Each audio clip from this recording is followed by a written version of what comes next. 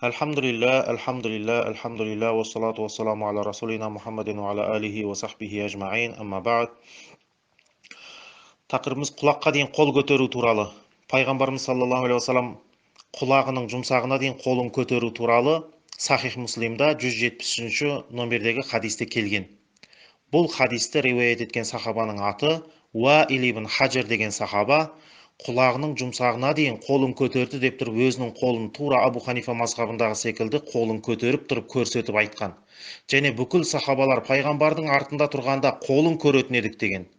Егер сәләфилер секілді қол көтерген жағдайда, онда саусақтарын көретін едік деп айтатын еді.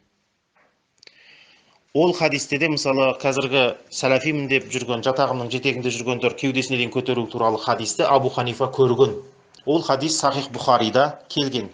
Бірақ оны риуаят еткен Омар ибн Хаттабтың ұлы Абдулла риуаят еткен ахад хадис, бірақ өзі амал жасамаған хадис.